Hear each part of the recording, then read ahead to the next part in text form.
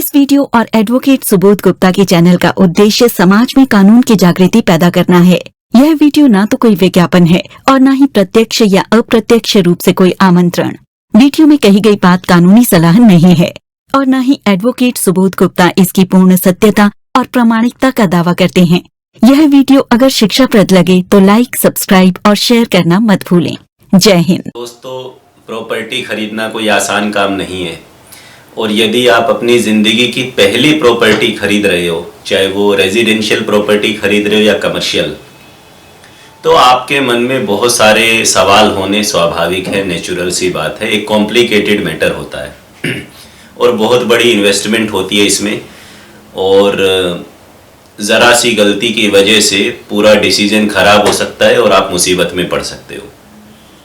तो यदि आप अपनी पहली प्रॉपर्टी खरीद रहे हो तो अनेकों क्वेश्चंस के बीच में से जो एक इम्पोर्टेंट स्टेज होती है वो ये होती है कि जब आप एक टोकन मनी या कुछ पार्ट मनी, कुछ एडवांस मनी, जिसे अर्नेस्ट मनी भी कहते हैं या हिंदी में बयाना भी कहते हैं, some amount as a confirmation आप सेलर को जब देते हो कि हाँ भाई हमारी ये डील, ये ट्रांजैक्शन इन शर्तों पे पक्की हो गई, तो उस समय आपको 5 चीज़ें मांगनी चाहिए सेलर से, जो इस वीडियो में मैं आपको बता रहा हूँ। पहली इंपॉर्टेंट चीज़ है दोस्तों कि आपको सेलर को ये कहना है कि भाई साहब आप अपने सारे ओरिजिनल प्रॉपर्टी पेपर लेके आना। जिस समय मैं आपको टोकन मनी दूंगा, मैं जिस समय आपको एडवांस दूंगा, मैं वो प्रॉपर्टी पेपर देखना चाहता हूँ।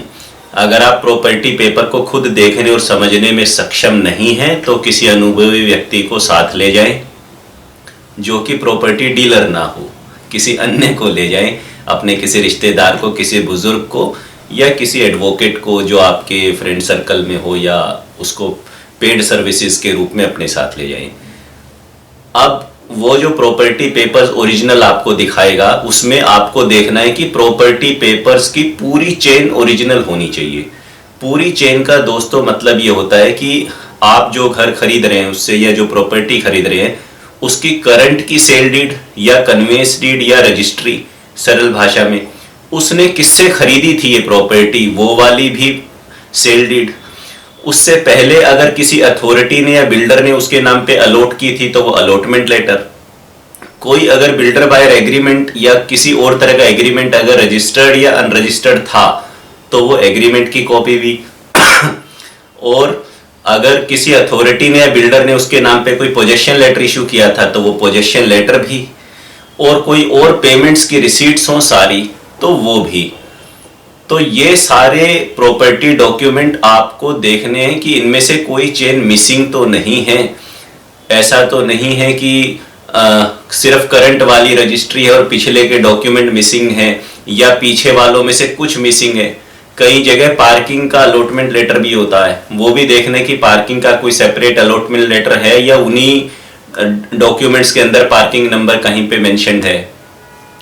और ओरिजिनल सारे डॉक्यूमेंट से सेटिस्फाई होने के बाद आपको टोकन मनी देते समय, एडवांस देते समय, उन सारे डॉक्यूमेंट्स की फोटोकॉपी उससे लेनी है सेलर से कि भाई साहब मैं आपको ये 50,000 या लाख रुपए एडवांस मनी दे रहा हूँ, I need photo copies of all this documents for my records. और अगर आपको बैंक लोन भी लेना पड़ रहा है तो भी वो डॉक्यूमेंट्स की आपको रिक्वायरमेंट। सेकेंड चीज दोस्तों, पहला पॉइंट तो मैंने आपको बता दिया कि टाइटल डॉक्यूमेंट्स के बारे में, किस प्रॉपर्टी का टाइटल, ओनरशिप किसके नाम पे है, किन डॉक्यूमेंट से वो सिद्ध होता है, वो डॉक्यूमेंट आपको मांगने हैं। सेकंड जो पॉइंट है वो भी डॉक्यूमेंट से रिलेटेड है, हालांकि ये टाइटल डॉक्यूमेंट की श्रेणी में नहीं आते। मतलब इन टाइटल डॉक्यूमेंट का मतलब होता है जिससे पता चले कि प्रॉपर्टी किसके नाम पे है, जिससे टाइटल सिद्ध होता हो कानूनन रूप से। परंतु ये भी इंपॉर्टेंट डॉक्यूमेंट है जो कि आपको उससे मांगने चाहिए। इनमें किस तरह के डॉक्यूमेंट या इंफॉर्मेशन हो सकती है, जैसे कि अगर वो प्रॉपर्टी जो आप ले रहे हो ऑलरेडी किराए पे चढ़ी हुई है तो आप उन्हें कह दीजिए सेलर को कि भाई साहब जो रेंट एग्रीमेंट आपने उस किराएदार के साथ बना रखा है मुझे वो दिखा दो और उसकी कॉपी मुझे दे दो। हम भी पढ़ ले उसमें क्या टर्म्स एंड कंडीशन लिखी हुई है। कल को अगर वो किराएदार ने खाली करने से मना कर दिया या कोई और डिस्प्यूट हो गया तो हम मुसीबत में पड़ जाएंगे। कई राज्यों में प्रॉपर्टी आईडी बनती है, हरियाणा में बनती है, यूपी में भी बनती है, और कई राज्यों में कोई एक आइडेंटिफिकेशन होता है प्रॉपर्टी का कि इस प्रॉपर्टी को इस आईडी नंबर से नापा वो किया जाएगा, इस आईडी नंबर से वो मैप की जाती है कि हाँ ये प्रॉपर्टी आईडी इस प्रॉपर्टी की है, इस प्लॉट की है, इस दुकान की है, इस मकान की है, कोई भी नंबर। तो वो नंबर कई बार उन डॉक्यूमेंट्स में आपको मिलेगा नहीं, तो वो ऐसा कोई प्रॉपर्टी आईडी नंबर है तो वो भी आप उससे पूछिए। इसके अलावा आपको उससे पूछना है कि आपने प्रॉपर्टी पे बैंक लोन तो नहीं ले रखा है। अगर वो ओरिजिनल पेपर लेके ही आया है तो एक संभावना है कि बैंक लोन उसने चुकता कर दिया होगा या लिया नहीं होगा, तभी ओरिजिनल प्रॉपर्टी उस पेपर उसके पास है, वरना वो बैंक के पास होते। फिर भी आप उससे पूछ लीजिए कि भाई साहब आपने कोई लोन तो नहीं लिया इस प्रॉपर्टी पे, और अगर पास्ट में लिया था तो जिस बैंक से आपने लोन लिया था उसका कोई नो ड्यूज लेटर या लोन क्लोजर लेटर होगा, उसकी कॉपी भी आप मुझे दे दीजिए। कहीं ऐसा ना कि बाद में बैंक बोले कि हमारा लोन चुकता होना रह गया। इसी प्रकार अगर हाउस टैक्स जाता है उस प्रॉपर्टी पे तो ये चेक कर लीजिए कि लेटेस्ट हाउस टैक्स पेड है या नहीं है अभी तक का।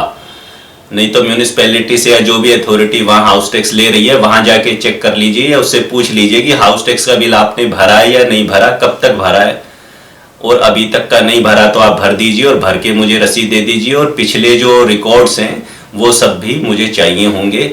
अभी भले ही आप मुझे लास्ट वाली रिसीट दिखा दें, टैक्स पेड रिसीट। इन सब इंफॉर्मेशन और डॉक्यूमेंट्स के अलावा आप उससे कुछ और चीज़ें पूछ सकते हो, जैसे कि इस प्रॉपर्टी पे कभी कोई डिमांड नोटिस या लीगल नोटिस या रिकवरी नोटिस आया है या नहीं आया है तो उसकी कॉपी अगर आप मुझे दे दें मेरे रिकॉर्ड के लिए। पूछ लो, हालांकि वो सामने वाला मना करेगा पर पूछने में कुछ नहीं जाता, पूछ तो हम सकते ही हैं, क्योंकि एग्रीमेंट टू सेल जब बनता है, सेल एग्रीमेंट, परचेज एग्रीमेंट, तो उसके अंदर भी ये बातें लिखी जाती हैं सेलर की तरफ से कि इस प्रॉपर्टी पे कोई डिस्प्यूट नहीं है, कोई कोर्ट केस नहीं चल रहा है। अब चलते हैं दोस्तों तीसरे पॉइंट की तरफ। तीसरी चीज जो आपको सेलर से लेनी है, भले ही वो एक सेलर है, दो सेलर है, ज्वाइंट ओनर्स है उस प्रॉपर्टी के, मल्टीपल सेलर्स हैं, सभी के आधार लेने हैं आपको और सभी के पैन कार्ड की कॉपीज भी लेनी है आपको। और ये लेने इसलिए जरूरी है क्योंकि अगर एज पर लॉ टीडीएस कटना होगा तो टीडीएस को काटना आपकी जिम्मेदारी है। टीडीएस को काट के सभी सेलर्स के पैन नंबर के अगेंस्ट डिपॉजिट करना आपकी लीगल लायबिलिटी है as per income tax act. तो आपके पास सभी का एड्रेस होना चाहिए जो कि आधार में आ जाएगा, और सभी के पैन कार्ड भी आपके पास होने चाहिए। फोर्थ डॉक्यूमेंट या चीज जो आपको सेलर से लेनी है एडवांस मनी देते समय, वो ये है कि जितने भी पैसे आप एडवांस के तौर पे दे रहे हो उसकी रिसीट आपको ले लेनी है कि इतने रुपए मैं आपको एज एन एडवांस दे रहा हूं। कैश दे रहा हूं तो कैश लिखवा लीजिए, चेक से दे रहा हूं तो चेक से लिखवा लीजिए।